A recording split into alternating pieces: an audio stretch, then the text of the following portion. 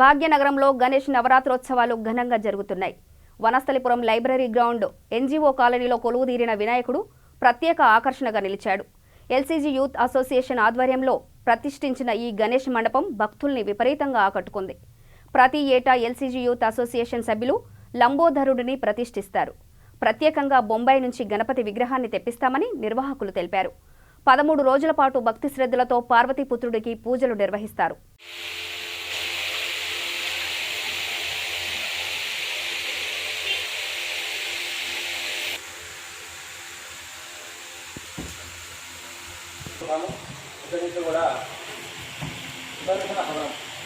మనము అనేక రకమైనటువంటి నరభోజాన్ని ఎదుర్కొంటూ ఉంటాము కానీ లేకపోతే ఏదైనా భక్తి రావడం వల్ల కానీ అనేక రకమైనటువంటి నరభోజాలు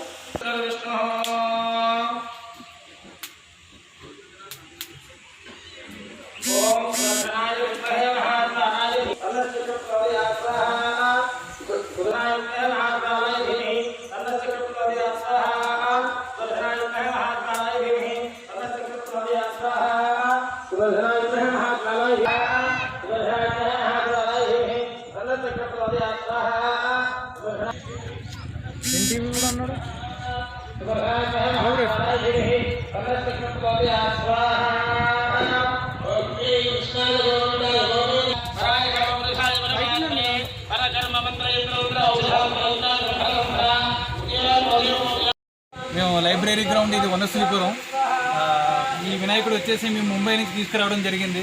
గత 13 రోజుల నుంచి ప్రతి 3 రోజులు చాలా నిష్టగా పూజలు చేస్తూ ఉంటాం మేము ఇక్కడ.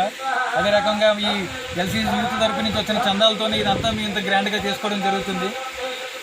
ఈ హోమాలు కానీ పూజలు కానీ ఇవన్నీ మా ఎల్సీజీ యూత్ తరపున వచ్చిన ఫండ్స్తోని మా చందాలతోనే చేస్తాం. రెగ్యులర్గా చాలా నిష్టగా చేస్తాం. మా పేరు శివప్రసాద్. మేము లైబ్రరీ క్రికెట్ గ్రౌండ్లో గత 16 సంవత్సరాల నుంచి వినాయకుడిని పెడుతున్నాం.